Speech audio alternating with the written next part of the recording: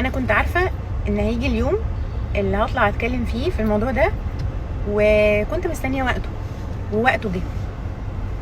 الشخص اللي الدنيا مقلوبه عليه دلوقتي، اللي اتعرف اصلا عن طريقي، النكره اللي ما كانش حد يعرف اصلا عنه اي حاجه، واتعرف عن طريقي وطلع يخوض فيا لمجرد ان انا عملت له بلوك علشان هو شخص مش مظبوط. تمام. ده واحد نصب عليا ودخل لي في فتره ما بحجه انه مبعوث لي من وزاره الاوقاف، ان الوزاره بعتاه علشان يحل لي مشكله، وطبيعي هصدقه، شيخ ولابس عمه ومش عارفه ايه، فصدقت ان هو جاي لي من وزاره الاوقاف. وبالفعل اديته ميعاد علشان يجي عندنا البيت علشان يحل لي المشكله اللي قال عليها، او اللي قال ان هو يقدر يحلها. قال ان هو جايب لي مش عارفه اعضاء من اللجنه وناس كبيره وشيوخ. اتفاجئت انا ووالدي ان هو داخل بطوله، جاي لوحده. قعد يتكلم شويه كلام مش مفهوم، وقعد يغلط ويخبط في ناس كتير.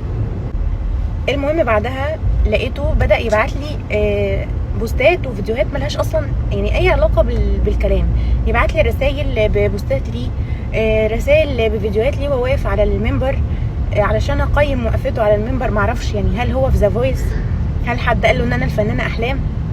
بدات احس ان هو المكنه خفيفه شويه، فعملت له بلوك، لانه كمان كان بدا يبعت رسائل كده غريبه، واحنا كستات بنبقى فاهمين لما الرجاله مخها بيخف وبيحاولوا ان هم يلمحوا. معرفش مين برضو اداله الجرأة اللي خلته يفكر للحظه ان انا ممكن ابص له، بس ما علينا، يعني ما علينا من ده.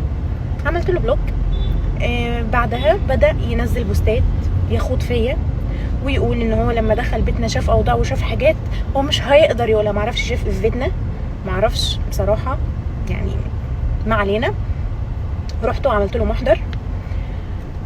بعدها بعت لي حد بيقول ان هو المحامي بتاعه، وقعد يعيط، واصل هو ليه اخوات ميتين، اخين ميتين، وكده انت هتحرقي قلب امه عليه، وهو عيل وغلط ومش عارفه ايه والكلام ده كله. المهم رحت تنازلت عن المحضر. بعد ما تنازلت عن المحضر رجع برضو في قله ادبه وفي سفالته. كل ده علشان عملت له بلوك، عشان كان بيحاول يستظرف معايا. يشاء ربنا بقى، سبحان الله. انا اخدت جنبه وسكت خالص، وقلت انا هسيبه لربنا. انا لا هعمل محضر ولا اطلع اتكلم عنه ولا هنوله اللي في باله. هو كان كل هدفه ان هو يتعرف او ان انا اتكلم عنه. فسبحان الله، من شويه شفت بيان على الصفحه الرسميه لوزاره الاوقاف ان هو اصلا ولا هو بينتمي لوزاره الاوقاف، ولا هو شيخ، ولا هو اي حاجه. وربنا سبحانه وتعالى حقق دعوتي، ربنا سلط عليه لساني.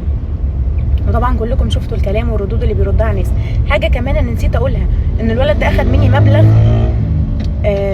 بحجه انه هو بيساعد ايتام وبيساعد ارامل ومش عارفه ايه، بس عشان طبعا ده كان شيء اللي ربنا سبحانه وتعالى انا ما اتكلمتش فيه، ولكن انا اتكلمت تحديدا علشان في كذا حد قال ان هو عمل معاه نفس اللقطه دي. هو جمع فلوس كتير جدا من الناس بحجه ان هو تابع لجمعيه خيريه، بس واحد بيقول ان هو بينتمي لوزاره الاوقاف وطلع نصاب، فمش هينصب في حاجه زي كده. فبحمد ربنا ان حقي كده بيجي لحد عندي بلا ادنى مجهود، الحمد لله. سلام.